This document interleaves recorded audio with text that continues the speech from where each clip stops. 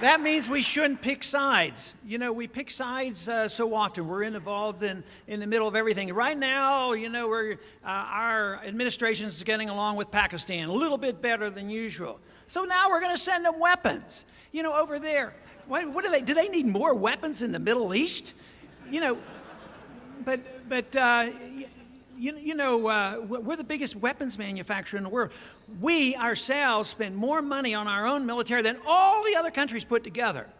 And you know what they'd like you to believe if you're a conservative and you haven't thought this through? They'll say, oh, we got to do that. If you don't do that, you're not patriotic. You're un-American. You can't cut a penny from military. And they include in the military and national security all foreign aid. Well, my position on foreign aid is simply what the Constitution says. There's no authority for foreign aid. I wouldn't vote for any of that.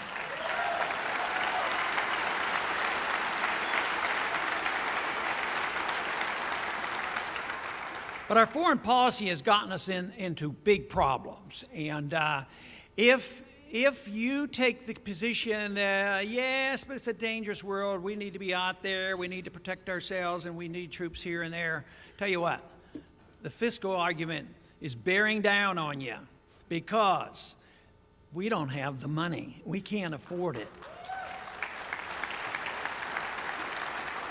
To maintain our empire today costs us $1 trillion a year. That could go a long way if that was pumped back in the economy. We could cut income tax, keep it in your pocket, and you spend it.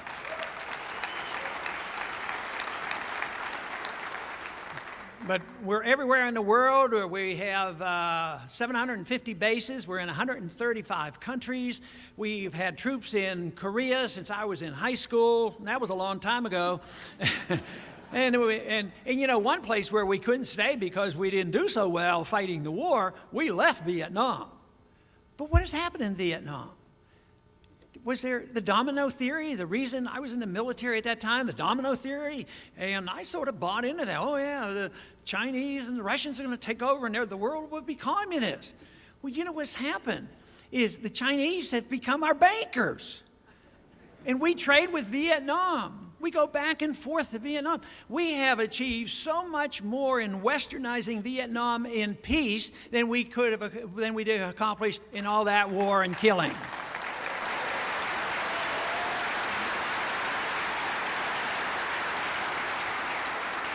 Now, during the Cold War, there were a lot of nuclear weapons. 40,000 with the Soviets. We probably had 30,000. We had intercontinental ballistic missiles, and it was dangerous. And the missiles were even put in Cuba, and it was the Cuban crisis that had me called up. That was when the draft did get me, and I was called up.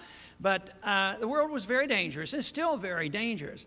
But, you know, how many nuclear weapons do you need? But why now are we so obsessed with one country in the Middle East called Iran that they might someday get a nuclear weapon, which is a possibility. They might someday get a nuclear weapon. But can they be more dangerous than the Soviets and the Chinese when we were having this cold and hot war with the Chinese? Yes, it would be bad. But let me tell you, it's not going to be any more dangerous than us going over there and bombing their sites because we don't want them to have a weapon.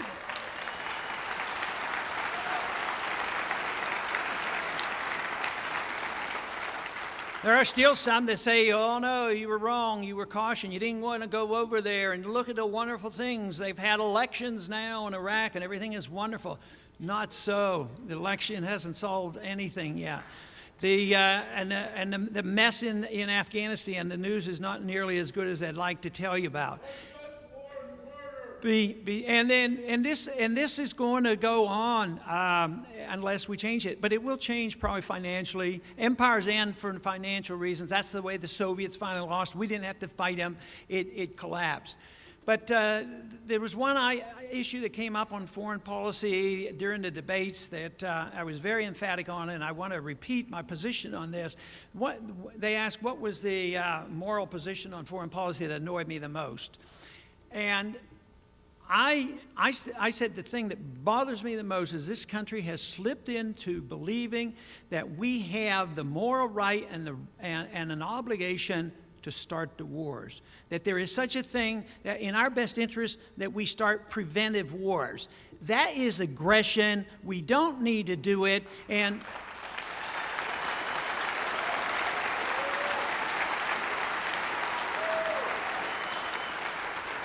it's not part of what America's all about. Hopefully that will change. I hope it changes before we have our total bankruptcy and we have to quit for financial reasons.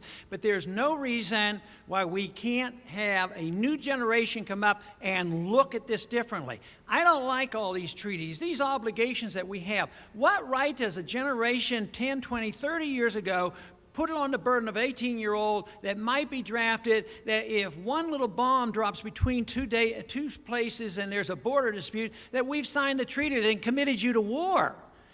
No, that's not right.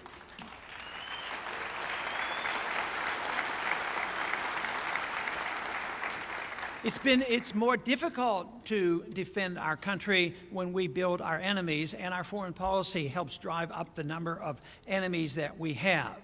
And this is a difficult subject because there's still the majority of Americans, I think, are very anxious to have a presence because they feel good about it. And they think that you have to have a position of strength. But let me tell you, it takes a position of strength to stand up to nonsense also. And that's what happens is that they try to tell you that if you don't take this position of militancy, that you're a weakling. But I think what you have to do is decide what is right and use your strength and convictions to stand up for those right principles.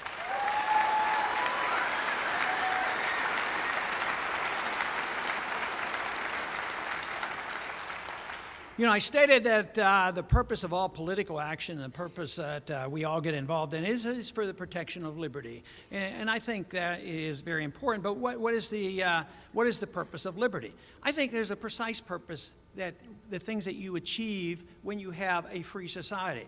I think our personal goals ought to be seeking virtue and seeking excellence and seeking the responsibility to have economic prosperity for ourselves and taking the responsibility of taking care of ourselves. So if that is the goal and it's best achieved in a free society, then that is what we should have. But we have now, of course, turned so many of these responsibilities over to the government. The government is going to take care of us from cradle to grave, and they will make us virtuous, and they will make us prosperous, and everything will be equal, and we will all be taken care of. But I tell you what, every time you deliver one of those responsibilities to the government, it undermines liberty. When it undermines liberty, it means that you are giving in to the totalitarians and you're giving in to the instincts of always those few who love to lord it over other people.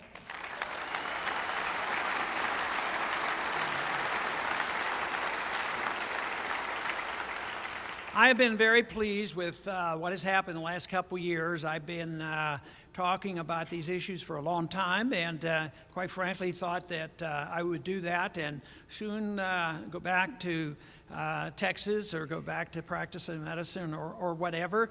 And my goal was that not much would come of it, and that I would try to leave a record. I would do my best to make it the best record possible on the way I think we should vote and what the Constitution said. So I was surprised to a large degree that there were so many young people who were very receptive to these views, and that there were others a little bit older that had remembered these views and had been very interested. I never believed there were so many, and the numbers are growing by leaps and bounds. There is something very exciting going on.